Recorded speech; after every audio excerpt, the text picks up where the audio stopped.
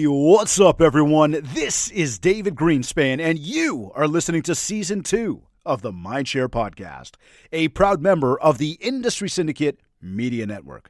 Additional podcasts are available at mindshare101.com and on all the major podcast platforms.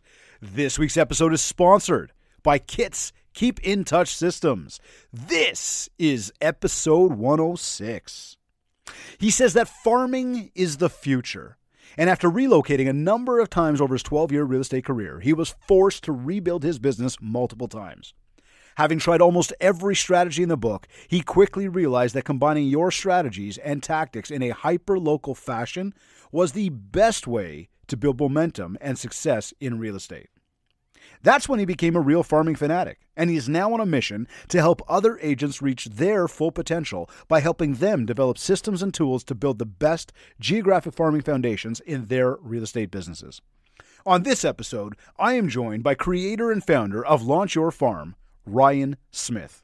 Ryan, welcome to the Mindshare Podcast.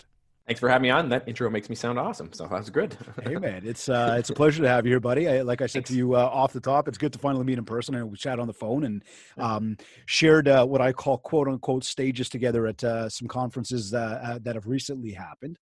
But I'm excited to have this conversation. I mean, I like the topic here of farming.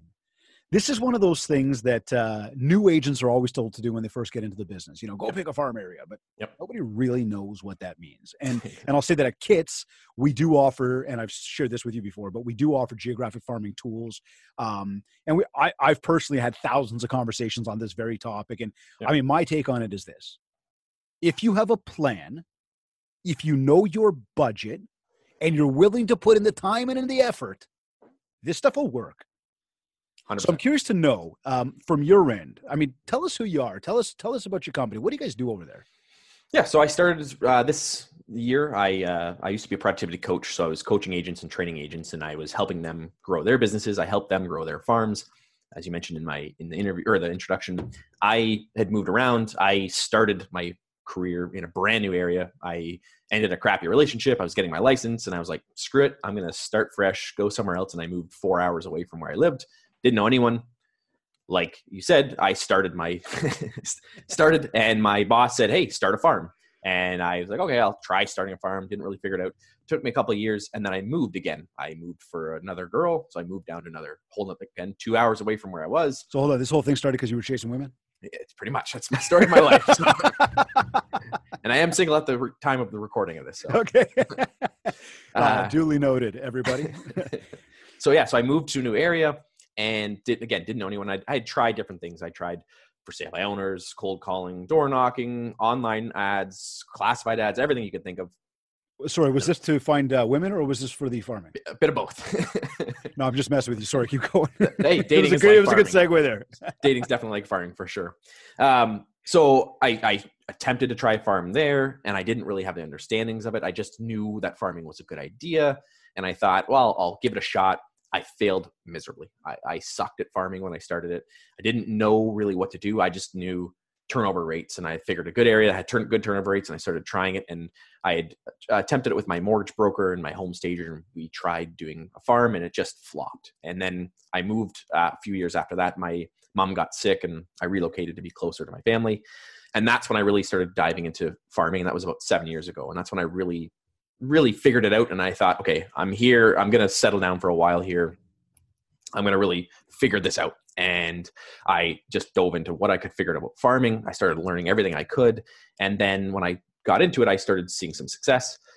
I did really well with it. And then I had the opportunity to start coaching agents in my office. And then I started seeing their success from it. And then these ideas that I had and things that I'd been working on for years before that, I kind of started putting together into plans and packages and helping agents. And then watching these other agents take off was fantastic.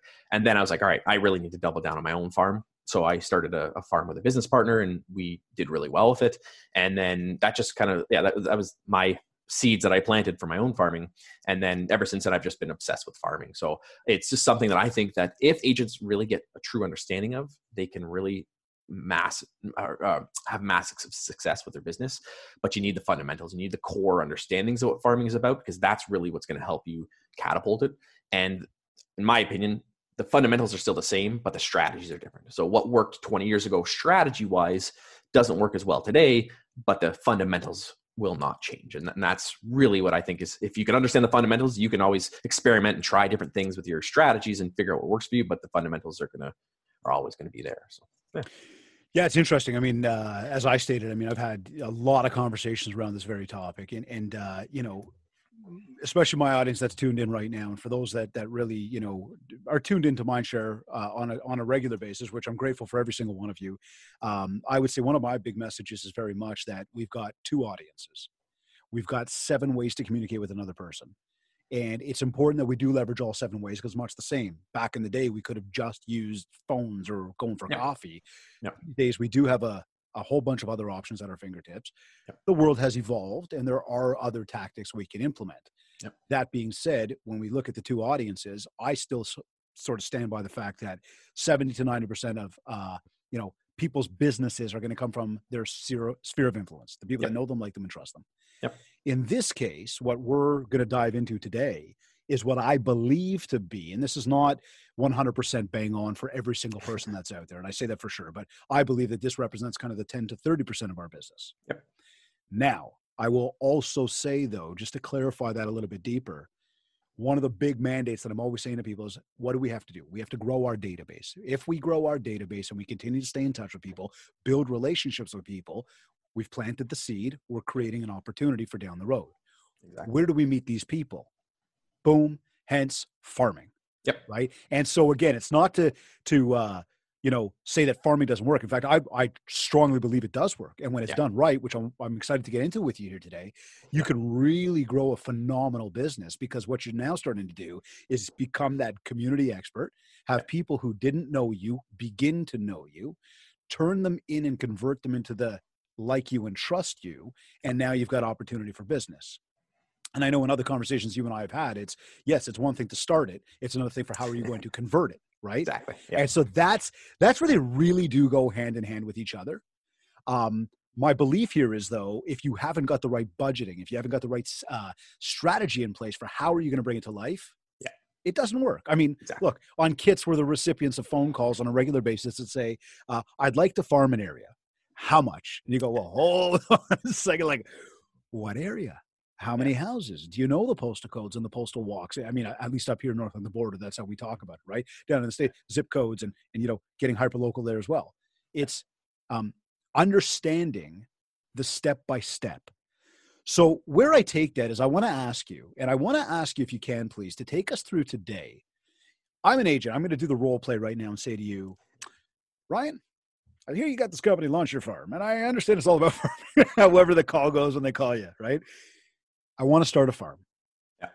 What do you say back? And then how do you take me through this progression of actually strategy? Because you go well, I mean, like, we help people order flyers through the KITS program, because that's the tool that we offer for farming. We have like these cool things that part of Loop CRM, geosearching, and we'll do, you know, the strategy with people to really think through, because that's where the Mindshare 101 hack goes on. It's like, whoa, wait a second. We don't want you just buying these flyers if you're not going to do the support stuff. Exactly. Which is a lot of exactly what I know you get into. So take us through that. I'm an agent. I want to start farming. Sure. My first question always is, have you ever farmed before? Because then I like to know, if you farmed before, what's worked and what hasn't worked, and why did it fail? Because if you're not committed to making it work, and if you're not doing it, if you've never farmed before, fantastic. So then I have an acronym that I've created, and it's the best way to succeed in farming is to buy stamps. And it sounds funny, buy stamps. Who mails out things these days? But buy stamps stands for... Whoa. Wait a second. People do buy stamps. They do. People do buy stamps. And I will say to you that mail will increase brand awareness by up to 70%. 100%. And but yet there is a stigma around the snail. Yes. I got you. I'm saying that people think that, like, most people are thinking that mail doesn't work anymore. So the acronym itself stands for... So it's kind of not in any specific order, but it's the important things that you need to start a farm. So it's budget is your B. U is understanding farming fundamentals. Y is your brand. S is your strategies. T is your target audience. A is action.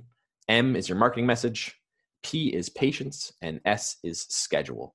So when you go through these, there's an importance to all of these, and you need to have a strong an understanding, a fundamental with all of one of these. You need to put these into your part of your business. So starting with budget is important, and it does work out that is the first one. Like you mentioned, that's one of the most important things. Now, when I talk about budget, it's not just money budget, it's time budget as well. I share all the time that there's a money, time, and energy budget, and you have to find out what that balance is. And for newer agents, you may not have a lot of money, so you hopefully have time, because if you've got no time and you've got no money, you're probably doing it wrong, or you're doing something else. So if you don't have the money and you're brand new, you have the time to get out and implement some systems and tools and resources into your farm to get you going. As we get more successful, we start seeing agents be busy and they don't have the time, so then they have to shift into a higher money budget and figure that out, where they're either buying back their time, they're leveraging their time, they're using systems and tools like kits where they're spending the money to get their message out there and use the money budget, and it's finding out what that balance is.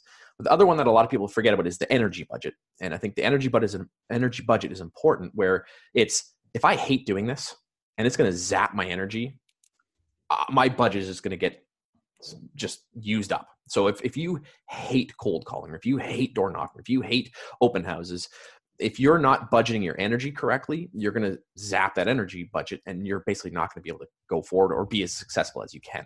So one of the things I talk about with farming is why I love it is you can put in so many different strategies. So you can find what works for you and find what works with your personality and things you enjoy.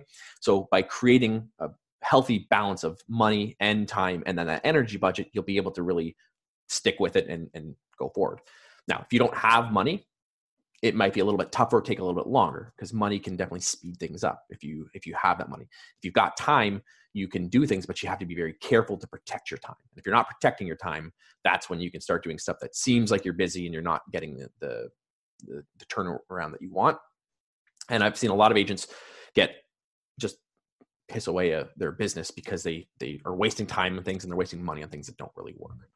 So the next is understanding farming fundamentals. And for me, this is one of the most critical things. You have to understand the fundamentals of farming. If you don't understand what they are, you're going to fail. And you have to understand that you have to be able to talk to people. You have to have communication. Hold on. Sorry. Understanding is our second piece, right? Yeah. Forgive me. I just want to rewind for 1 second when we talk about budget.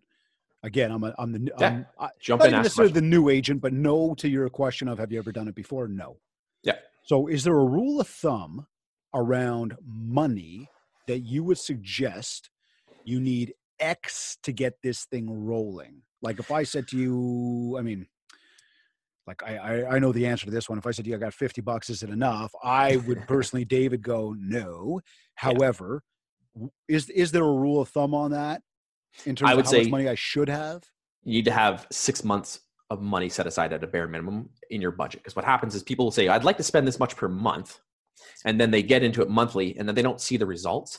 Then they go, wow, do I really want to spend that next month? And then But how much should that be monthly? Is there a that number depends on number of homes, all those things. So if you're going to go big, you need to have the budget set aside. If you're going to go small, and that comes down to once you figure out the strategies and the tactics you're using, then you can work backwards from that. So I would say, okay, what do you want to do as far as cost goes of time and energy? A good example is my friend Adam. I use him all the time on my show when I talk about him.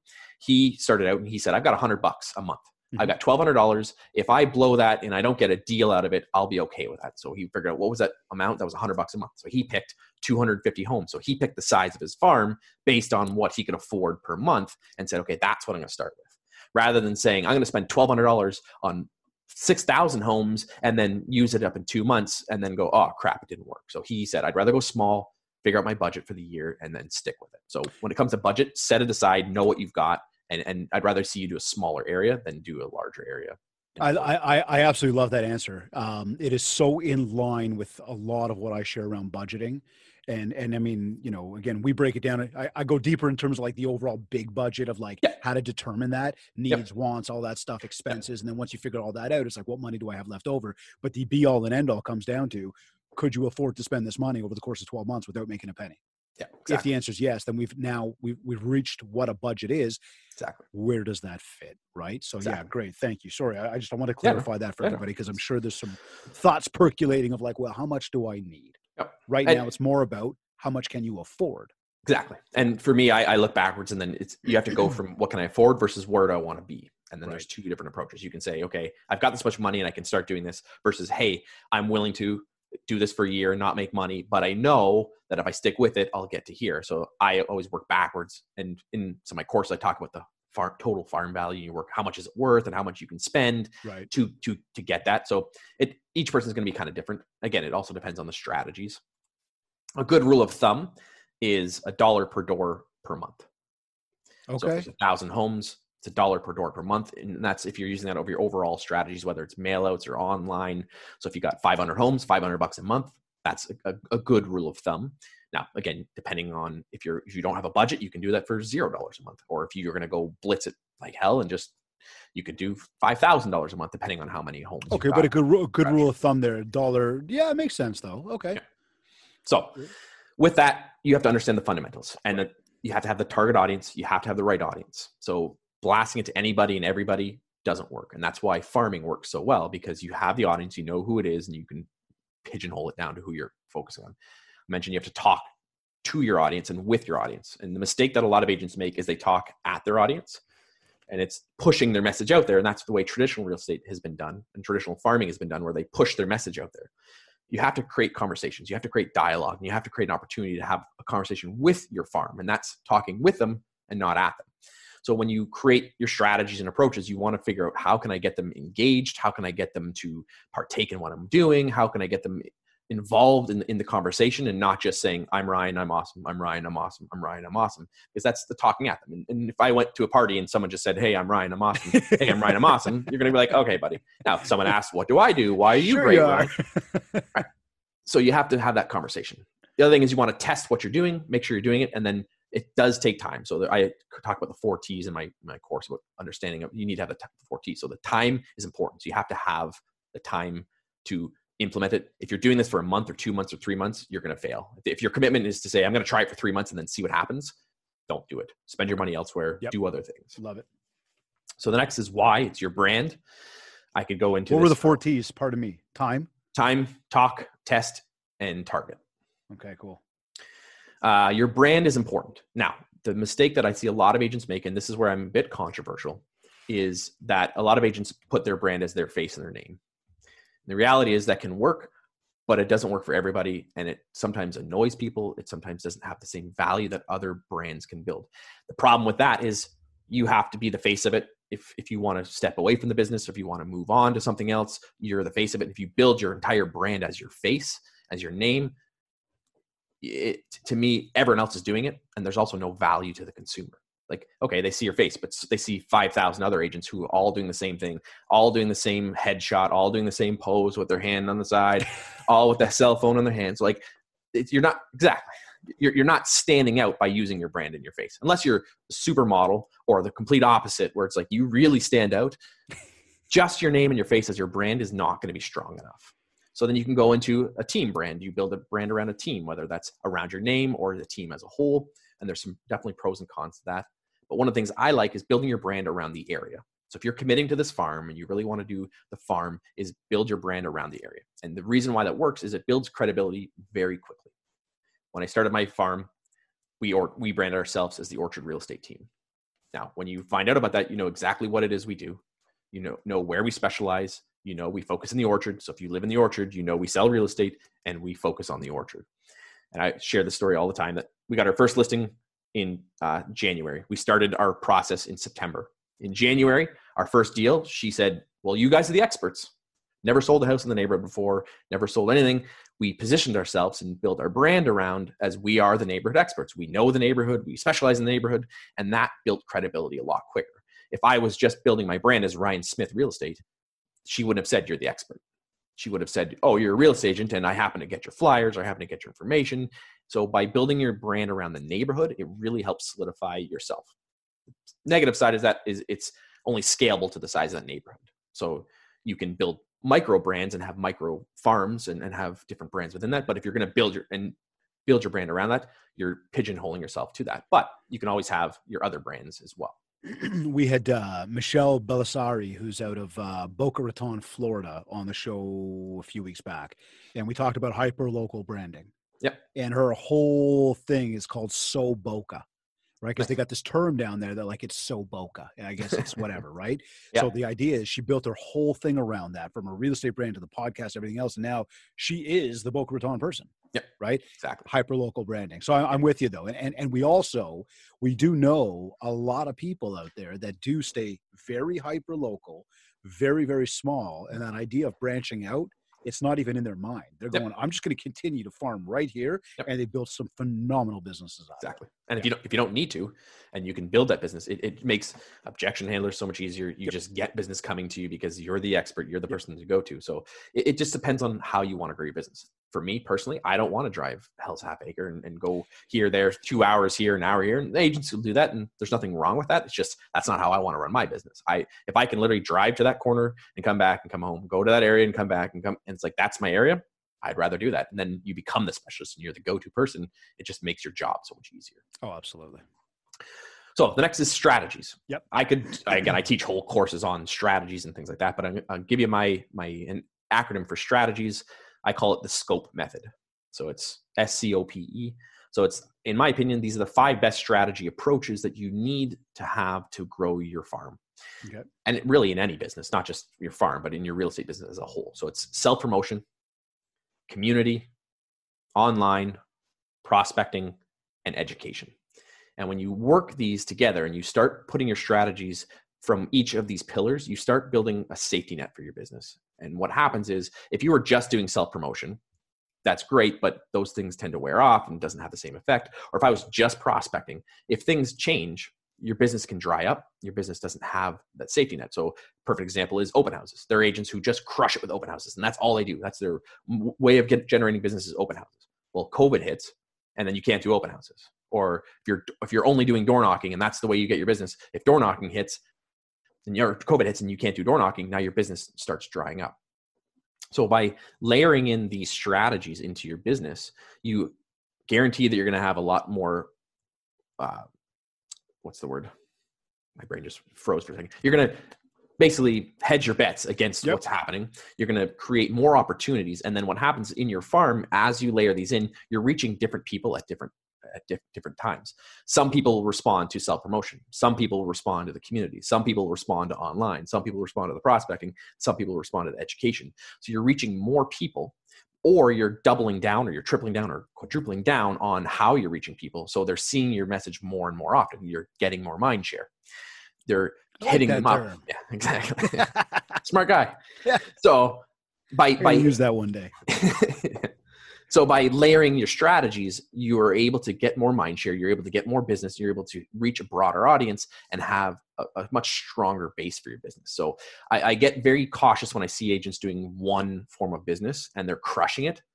And that's great, but it's like, but if the carpet gets pulled out from underneath them, that whole thing can tumble. So you're basically building a safety net by doing it, and you're reaching more people. And if you're going to be focusing on your farm, when you do the strategy stacking, which is what I call it, you layer these together so they work together. So you're not having to do all different things. You could have a newsletter that has an education component, but also has a self-promotion component. You can have an online thing that leads to a community event. You can have some prospecting based stuff that's backed by a community event as well. So when you tie them together, you can kind of double down and reach a bit broader audience, and then have a higher reach. A higher conversion rate, essentially, right? Exactly. I mean, bringing in more leads and have more opportunity to convert those leads. Exactly. Absolutely. So when you're doing your strategy, you want to kind of keep that in mind as you're doing your approaches. Again, start with 1 or 2 to get started, and then start layering it. I wouldn't say go out and do all of these brand new agent, try to figure out and master all 5 of those, but you need to start layering that in.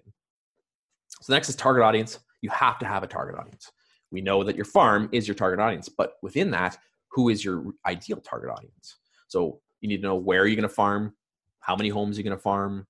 You need to know the competition and really drill down on who those are. And I don't know how much time I've got, so you tell me, because I can drill down. No. Keep going, man. We're good for time here. And Okay. One thing I want to specify here is, which is important for everybody, and a lot of people know this stuff, but when we get into target audience, right, and we've heard the term niche market. In real estate, in mortgages, in the industry, it's very simple to say, well, homeowners. But as we know, that's a very massive, that is millions and millions of people. So It's, well, who are those homeowners? and what kind of people do you want to deal with? And as Ryan was just mentioning to us around the scope is, again, when you're going to go through there, well, is that community a community that, forget about the fact that you live in, which I'm going to say is important because it's convenient and you're there and you understand what's going on. But is it a community of people that you could see yourself working with and sitting at their dinner table with them, talking with them, and having phone calls with them? Is this a community of people that you could see yourself hosting events for, client appreciation events when COVID is all said and done, right? Is this a community that has a high turnover rate? What do the prices of the houses look like? What kind of commissions are there? How many deals are you going to need to do in that community versus another community in order to achieve the goals you're looking for?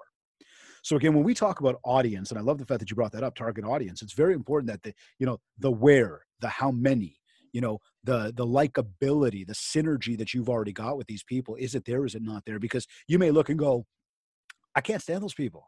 I want nothing to do with those people. Hell, if I'm walking my dog in the air, or they're walking their dog, I'm running inside the house if I'm outside. That's not your target. Yeah, exactly. Right. So it's just, to echo what you're saying there, it's important to bring that up, that it's very, very important to pick the right target audience, which goes right back to the first thing we said around budget. Well, can you afford? How many are there? Right. Exactly. And that's when agents say, well, where's a good farming area? Well, what's a good farming area for me may not be a good farming area for you, or is not good for someone else, because depending on the strategies, depending on your approach, depending on your energy budget and the styles you're using, what I like to do may not resonate with this neighborhood or may not resonate with that neighborhood. So figuring out who that is. So to start out, I would say you got to figure out the area you're focusing on. That's a good way to like a bird's eye view and say, what area are you focusing on? Mm-hmm. There's different ways you can break it down. You can go into neighborhoods. So there's named and unnamed neighborhoods. So if you're focusing on, like for me, it was the Orchard. If I'm going after neighborhoods, I liked named neighborhoods that are very visually appealing. So the Orchard is very visually appealing. You have a tree, it's an orchard. Or if you've got, I'm thinking about his apples right now. Yeah, exactly. And it was an apple orchard at one point, versus something like Rexdale. Well, what's Rex like? How do you visualize Rexdale? I'm not saying you shouldn't go after Rexdale, but it's like when you can build your brand around something visual, that helps. Now, there are some times where there is no name for your neighborhood. And again, I'm going back to my friend Adam because he's a perfect example of it. He had an area that with 250 homes, the 407, for people who aren't from here, it's a major highway that runs through, and it literally cut off his pocket from the rest of the main neighborhood. And there was this little pocket of 250 homes with a highway cutting through. There was no name to the neighborhood. It was just this little area on the other side of the highway. But the main road coming through there was called Driftwood. So he named his brand Driftwood Area Homes. So he created a brand and created a name around that neighborhood that didn't exist prior to him. And that helped him become the go-to person in the area. So you can go after neighborhoods. It's a great way to start. But sometimes people will go after a neighborhood and then say, well, there's 3,000 homes and I don't have the budget to that. Right. So opportunity is there's micro farms. So you can focus on a pocket, a sub pocket within that neighborhood. So you don't have to do the whole neighborhood. You can still brand yourself as the neighborhood specialist, but only put your time, money, and attention into 500 homes, 1,000 homes. And the rest of the neighborhood doesn't have to know that you are or aren't doing that. And the people in your pocket don't have to know that you are or aren't mailing out to the rest of the neighborhood. So a lot of times agents do that and they see the neighborhood and go, this is a good neighborhood. Then they go, well, there's 3,000 homes. So what do I do? They skip out or try to do it all. It's like, just don't be afraid to start small. What do we do there? Because I've gone through and I've said, okay, here's the postal code I want to identify. Here's the postal walk. Here's the postal code. I found out that the neighborhood is 3,000 homes. Budget does not fit that. How do we break that one down? So I would say you look for those micro opportunities, and a perfect example is my original farm, the Orchard. We broke it into 6, we called them quadrants, even though it's 4 for quadrant, there were 6 of them, but we broke them down to 1 to 6. Yep. And within those, there's micro opportunities, and there's certain pockets that had higher turnover rates, that had higher price points, that higher areas. I was coaching a client a couple of years ago, and she had a certain budget. She had a budget for about 1,000 homes, and her neighborhood had 2,200 homes. So I went down, we sat down with her and we said, okay, let's look at the area. And then there's a clear distinction. There was a main road that cut through. And I said, okay, let's look at the numbers above in the north end and let's look at the numbers in the south end. The numbers in the south end was about 1,100 and 1,100. Mm-hmm. It was 60% of the sales came from the 1,100 in the south and 40% came from the numbers in the north. So there's a 50% difference there's 50% more sales in the south pocket than the north pocket, even though there was the same number of homes. So I told her, I said, then I would start with, if you have $1,000 budget or 1,000 home budget, let's start with that south pocket, focus on that. And then as we grow, we can always expand. So if you can see walks or pockets that you can focus on within there, that's a great way to do it. Another opportunity is small towns or hamlets. So if you're like focusing on pockets outside of town, that could be a good opportunity. So sometimes people look for neighborhoods, but a lot of times developing areas have little older areas that have been 5 minutes outside of town where no one's really going after them and it's kind of like tucked away. Those are good opportunities as well. Or you can go after parts of towns like North End, South End, the mountain, whatever. Okay. Cool. Or just use geographic boundaries. So like my friend Adam used that road as his geographic boundary and said, okay, there's my pocket. But I like, as we said about picking an area, look at turnover rates, look at the type of people, look at these things. And then once you sort of get there and realize, whoa, too many, now let's break it down even further. Yeah. Great process. Works. And then number of homes is the other question we get asked all the time, is how many homes. So there's no right or wrong budget, or there's no right or wrong amount. It depends, again, on your budget. You want to start with your budget and the strategies. As a rule of thumb, if you're an agent, as a solo agent, I would say between 500 and 2,000 homes to get started. If you go bigger than that, you will probably blow through your budget because you haven't really figured out your systems and really mastered it. I'd rather see you do 1,000 homes, get a good system in place, and then scale up versus blow all your money and then go, crap, that didn't work. And you could have done that on a smaller scale quicker and had a better response. As a team, sky's the limit. I know I've interviewed teams that do 50,000, 70,000 homes. So there's no real size limit on depending on the size of your team and the budget. But 500 to 2,000 homes. If you start going above that, it's too much. Below that, again, Adam's a good example of it worked in his favor. He did 250 homes, but not everyone's going to have the same response from 250 homes. So that, I always say 1,000 to 1,500 is kind of my sweet spot if I was a new agent getting started. Okay, cool. And then, so some of the numbers, you talk about turnover rate. Turnover rate is important. And this is where I butt heads with some people. Turnover rate isn't the only important number. A lot of people have been taught that turnover rate is the most important number. It's a number, and it's an important number, but it's not the important number. It's one health check. It's one way. It's like, okay, I'm checking my blood pressure. Okay, your blood pressure is great, but your cholesterol is through the roof.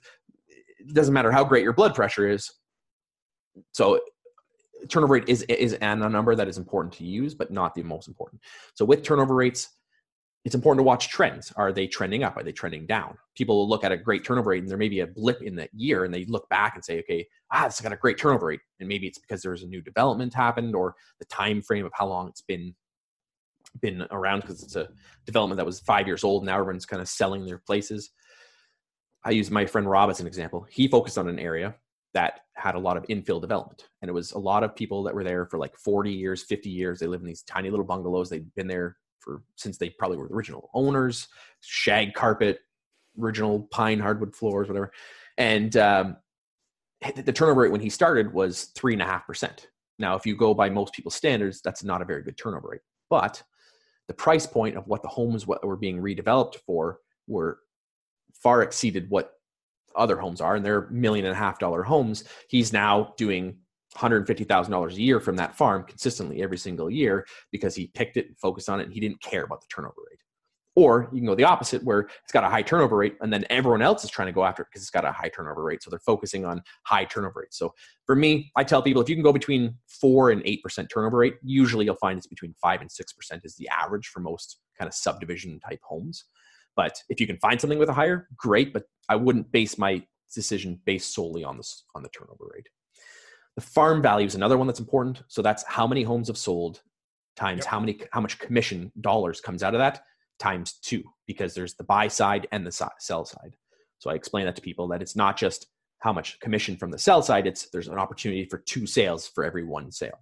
So if there's 1,000 homes and say there's 50 home sales, so it's a 5% turnover rate, and say it's an average commission is $10,000, there's that farm value is worth $1 million. So there's 500,000 on the sell, 500,000 on the buy. So total value of that farm, if you were to get every single piece of business in there, is $1 million worth of business. So when you calculate the farm value, it allows you to then go, okay, if there's $1 million worth of business and I want to get 10%, say that's my number. okay, that's $100,000 worth of business that I could get out of that farm. Now what's my budget?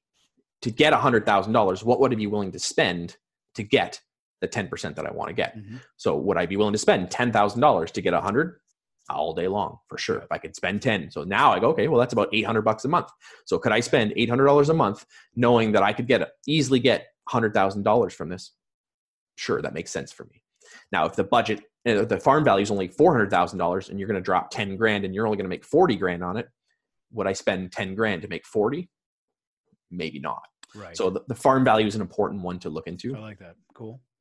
And then days on market, sales stats, things like that, to see what's happening with it. You want to track and see what's going on with the market and understanding where it's headed, where it's not headed, and what's happening with it. Competition is really important, but I'll add a caveat to that is a lot of agents think that agents have market share.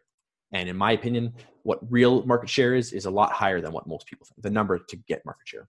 And again, I use this example. There's a team here that if you say the name of this town, people say that agent's name. They say this team's name. You say this, I'm not going to say their name, but if you say them, you go, oh, they own that town. Right. The reality is they only have 13% market share. Right. So only approximately 1 out of 8 or 10 homes is sold by them. So there's still 8 or 9 homes that you could still sell that isn't from them. I say if you get an agent that's getting 25%, 30% market share, that would be something I would avoid. Right. The other thing is you have to look at, are they getting market share because of they're farming it or because it's just their business as a whole? So are they, like there's teams here that do 400 deals a year. Well, if you go into any neighborhood, they're going to have a substantial amount of sales in each neighborhood just because they're doing that across the board. It doesn't mean they're farming the neighborhood. So figure out, are they farming it or are they just doing business in the area? If they're farming it, then you've got to look, is this something I want to compete against? And if it is, what can I do differently? How can I stand out? What strategies are they doing that I'm not doing, or what am I going to do that they're not going to do? You know, I like that because one of the things I've always suggested is, beyond just figuring out budget and then trying to determine the neighborhood is to do a little bit of recon as well. Right. Yeah, and it's like anytime you're going, let's just use that exact terminology, right? You're going to war. Yeah. Understand what they're doing. And I'm very much about have the headphones on, have the blinders on. Like once you've got your plan, like go, right? Yep. But you need to know what you're up against. 100%. You need to know what they're doing. And much like you said, we could have this perception and go, they own the area. Yeah. In essence, they may not own the area. They might have just built enough mind share out there to make people believe that that's what's going on. Exactly. But there could, through the proper recon, you could find they're not doing as much as you could be doing. Yep. They haven't got as much market share as you thought they did. And hey, there's a real opportunity to come in and infiltrate what they're doing and almost take it over, or at least get your piece of the pie. Yeah. And going with your mindshare example, that in my experience, that 10% is that sweet spot where when you get 10% of the sales, you have mindshare in that area. The public thinks you have 1 out of every 4 sales, even though you only have 1 out of 10. So it only takes about 10% for people to start thinking as you are the go-to person. Right. So you may not have all those sales, but in their minds, because they see your sign that much more often, because they see 50 signs that are one person doing 50 different deals from 50 different agents, but they see your 5 signs, they go, wow, Ryan does that much more business. So it doesn't take a whole lot to get market share and mind share. What was that, just very quickly, what was that equation that you had again for farm value? So it's the total commission. So it's basically the average commission times the total number of sales times 2. So it's buy side and the sell side. Okay. So if it's, figure out what the average commission is, multiply by the sales, and then times it by 2. Because a lot of people forget the buy side, and they forget when they're doing their calculation on how much market share they have. They leave out the buy side. It's like, well, you could be very buyer heavy in your farm and do really well. Or there's agents who crush it on the listing side, and then they have no buyer sales in the area, which means they're not really doing good marketing. They're not really doing strategies to really capture the buyer leads on it, and they're not doing a fair amount of buyers. Myself, when we did our farm, we did in 15 months, we did 17 transactions. 10 were listings and 7 were buys. Then you compared another agent who had, I think they had 11 sales in that neighborhood, and they had 3 buys. So they're not capturing the buyer side of it. So there's an opportunity that way to get the business when you build your strategies in place to get more. Gotcha. So the target audience, is that the TA in stamps? Target is the T, A is the action. And A is the action. Okay. Yeah. I'm going to quickly go through that because it's basically get your ass in action. Yeah. You got to take action. I break it down into more stuff, but you need to be specific with what you're doing, set out your plan and go do it. Because if you don't take action. Okay. Sorry. No. I think that's where the M is going to lead to. Keep going. Sorry. Yeah. So take action, do it, and make sure you're being accountable to it and hold it. Because if you don't take action on it, I see this happen all the time with farms where people start it and then they forget to do stuff. And then it's like a month goes by. It's like, oh crap, I should have sent out something. That's where something like kits is great because it's automatic. And you don't have to think about it and you don't have to worry about taking action. But if you're going to do it yourself, you got to make sure you're taking action. The M is your marketing message. Oh, it's not Mindshare? No, I'm joking. Oh. It could be for the right price. I could change it. Which it all does tie in together, but no, this is my favorite part of it is the marketing. So, we've got a question here, and I know you got something to share there. We've got a question here about, having a system to collect email addresses, having the Facebook page. And there was a thought here that says that, it's probably easier to, create more attention through digital than it is through doing some of the old school these days. And I would, but again, through a suggestion around Mindshare strategy is you're actually using a cross-channel approach. Exactly. You're trying to get 100%. Into different channels. So you are leveraging the mailbox. You are leveraging the digital. But how do we go ahead and collect the information? Because we've had kind of hand-in-hand questions here of how do you collect emails? How do you connect with them on social? What about phone numbers, right? People have, typically speaking, there's not a lot of landlines anymore. It's very much cell phones. Yep. So through our marketing, just share that with us as well as you go through this piece of it. How do we collect that stuff? So for me, it's getting people to put their hand up versus getting your name out there. And a lot of agents focus on getting their name out there. And I know Dean Jackson, if you follow Dean Jackson, he talks about it, is a lot of agents want to get their name out there. I want to get people's names in my hands. And that, in my opinion, is the real moneymaker. A lot of agents will use the thought of, well, if I just get enough people, if enough people see it, then I'll do business. And that can work, but it can be a lot more expensive.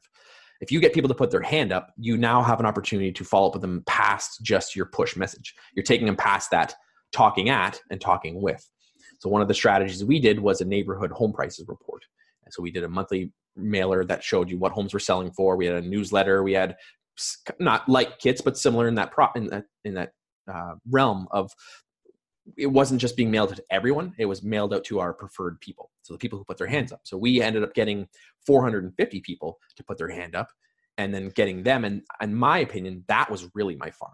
The farm, the other 3,600 people in the area was my target audience. My farm was really the 450 people. So I was getting them to sign up for the reports. So we would have reports, we'd have home valuations. We did room by room reviews. We did community events. We did all kinds of stuff, but really I wanted to get people's names and phone numbers and email addresses.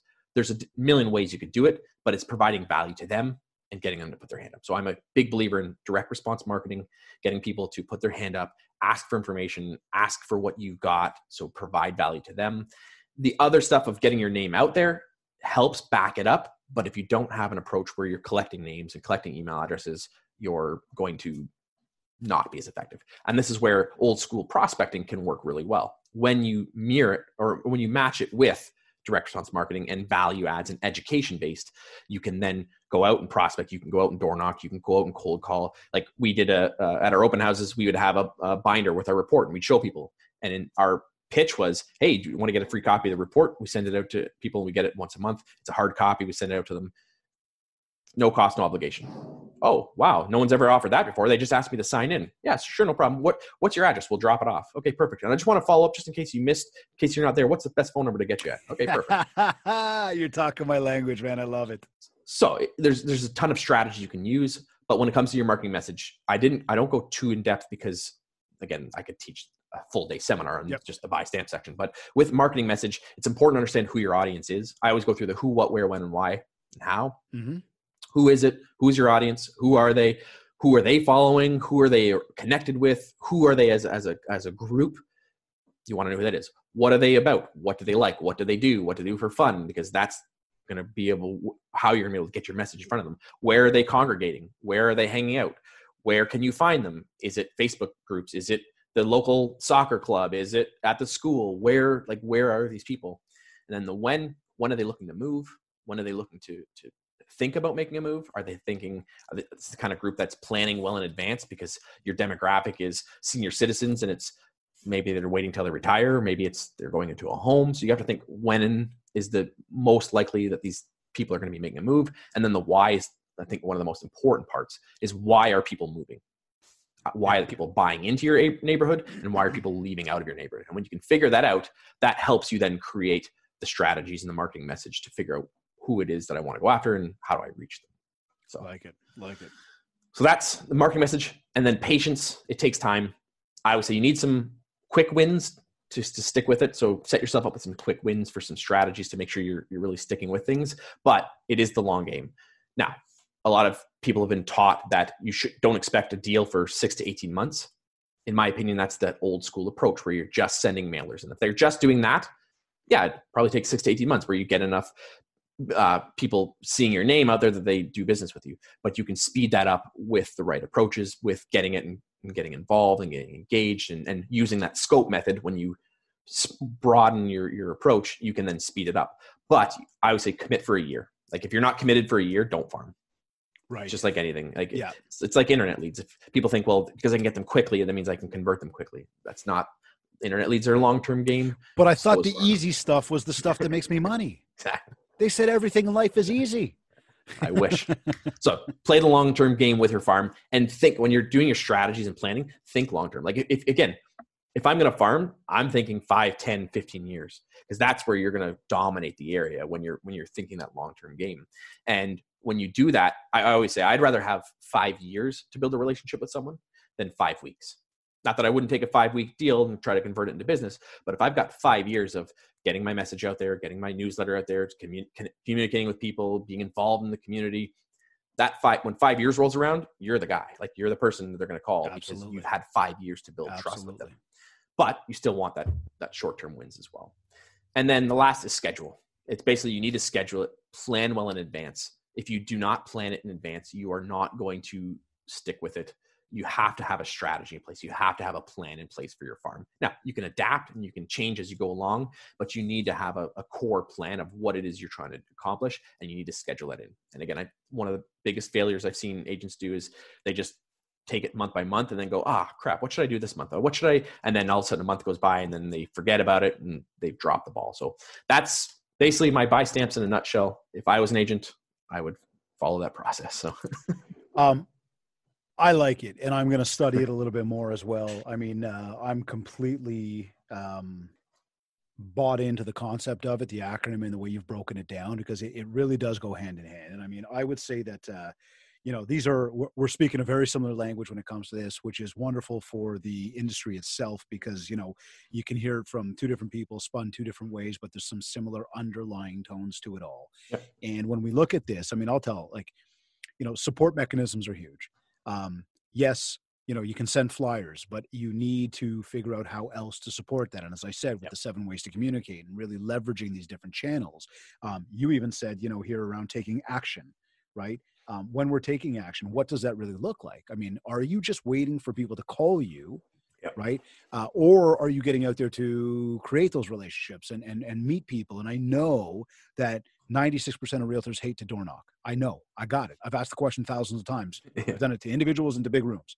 But I also know that the 4% who does, 99% of those 4% actually see business out of it. Yep. Right? Now, I get it. You don't want to be door knocked and you don't want to do the door knock. I got you. But people are seeing business from it. Yeah. And in order to bring a farm to life, you do need to be out there. You do need to connect with people. You do need to figure out how to get your face out there, not in necessarily the context that we said not to just do your face and your brand, but actually connect with human beings. Exactly. Right? Begin to build a relationship. And then, when you even said, your farm area could be about 3,000 people big, but what it ends up being is it's those 450 where you've gone completely hyper targeted to. Exactly. I mean, again, I will once again echo that and say that, when we look at the farming piece that we do with kits, which is a 9x12 full beef flyer, full color, you can put your listings in, it's all branded to you, whatever. It's a piece of mail. In fact, it's a piece of junk mail, right? That's kind of what it comes down to. And I know people are like, dude, you're calling your stuff junk. No, but call it what it is. It's a flyer, right? It's not addressed. It's not specific to me. You can name the neighborhoods. You can start to tie it back, orchard, right? Yep. But what are you doing to actually support that? Exactly. And That's where it comes to life. Exactly. So that's when you see the agent doing a few deals a year to 20 deals a year, because they're backing it up. And that's that strategy stack. And when it ties together, you see it's that hockey stick effect where it's like a couple strategies this way, you but said when you start hockey, doing I just saw a squirrel. Yeah. No.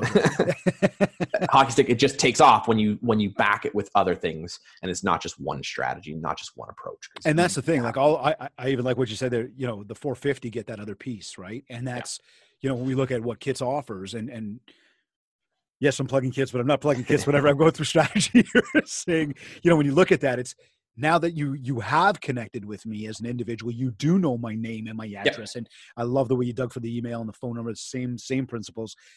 Put them in the database, right? Exactly. We're converting from group number 2 to group number 1, put them in the database, and now start to send them your monthly newsletter, like the one that's addressed to them that they know, that's very highly personalized to them.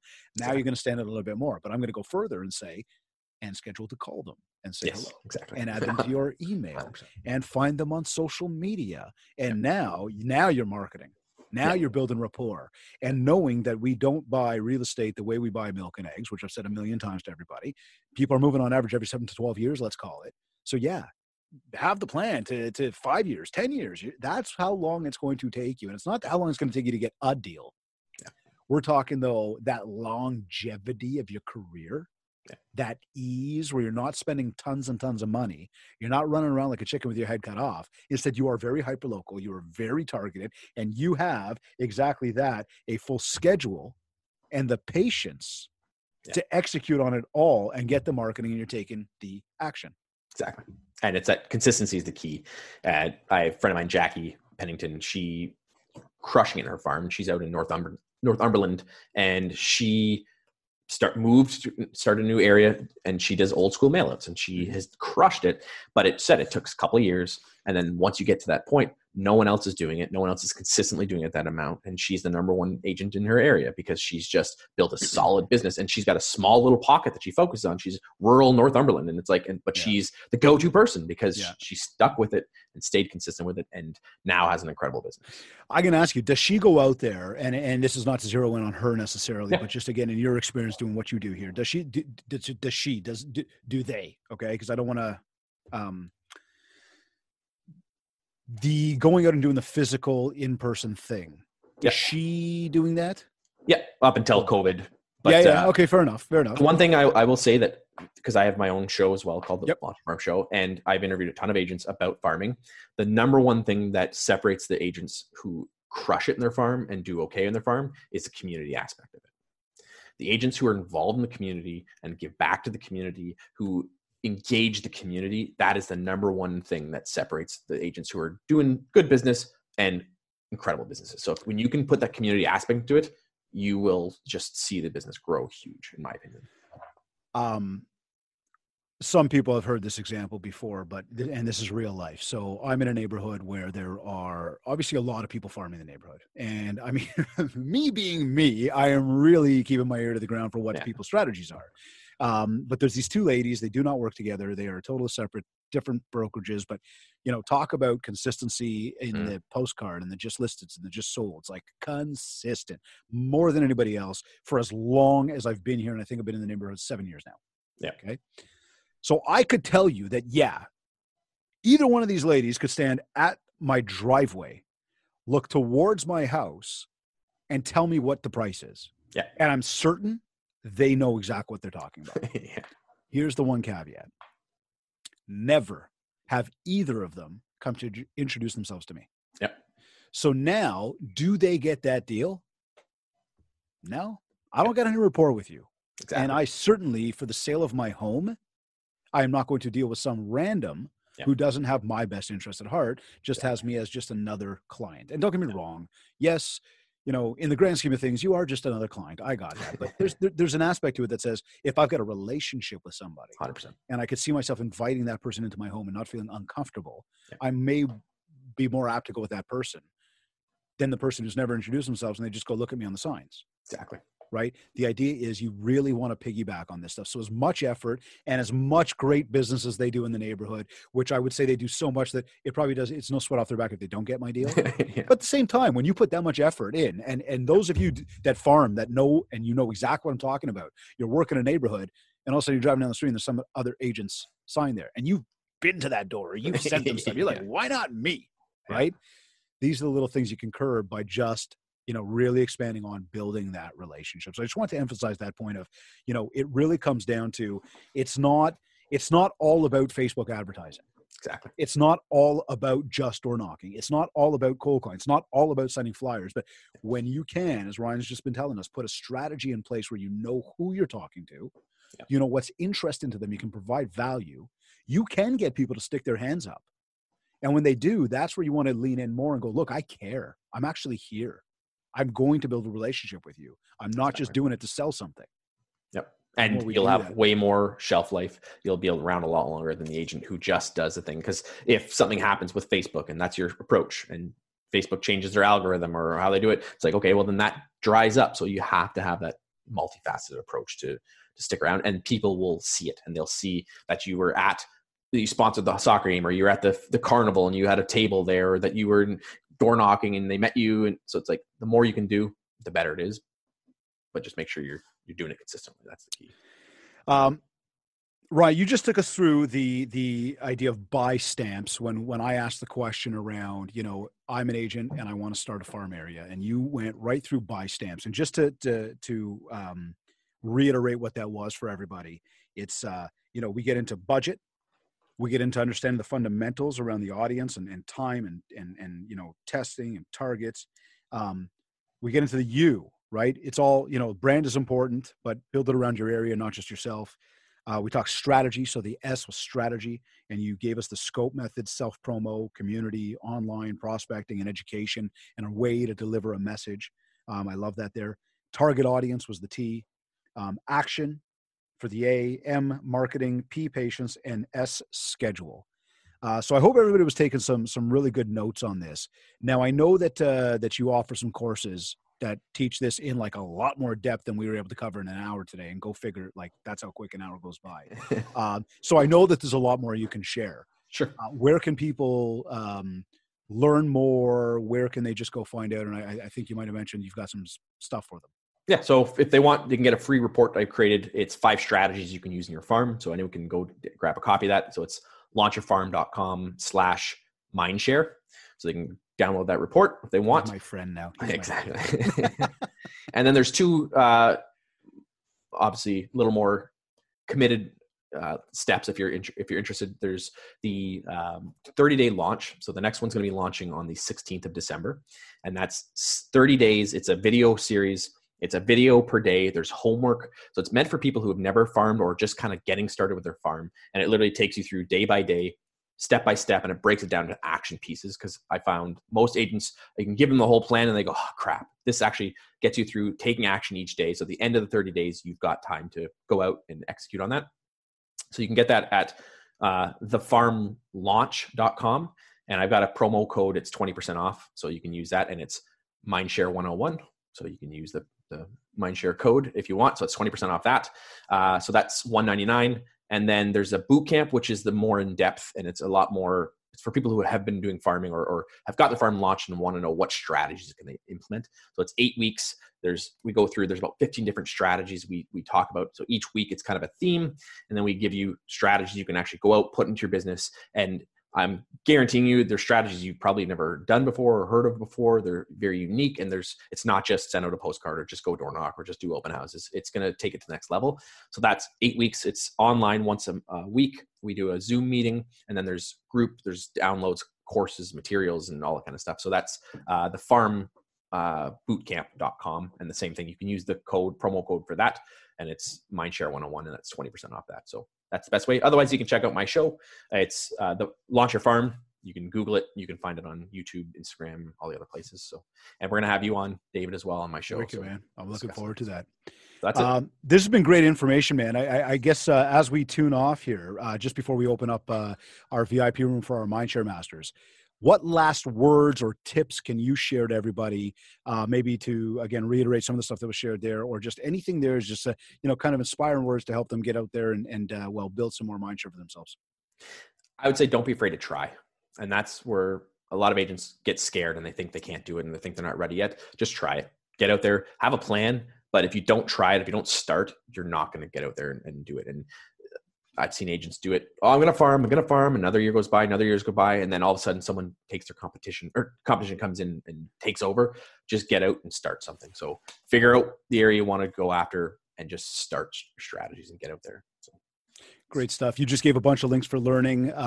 Where can people find you overall? You've got launchyourfarm.com. Yep. You can @launchyourfarm for Instagram, YouTube, Facebook. The website's launchyourfarm.com, and you can watch the show there as well. And there's a bunch of information on there too. So it's pretty. Type in Launch Your Farm, you'll find me. If you can't, then I probably didn't do my job right. So that's kind of what I say. Yeah. Ryan, thank you. This has been an absolute pleasure on here today. Really appreciate all the information you shared with us.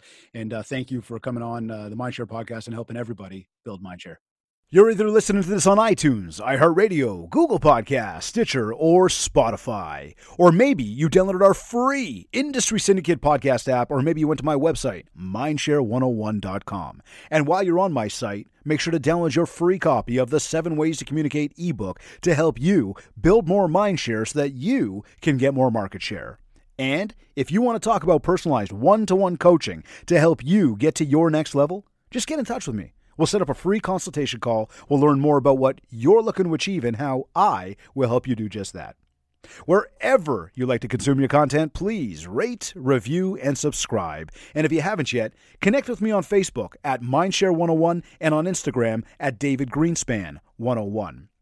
I also want to once again thank our sponsor, Kits Keep in Touch Systems, for sponsoring today's episode. And if you haven't checked them out yet, just go to my site and click on Marketing.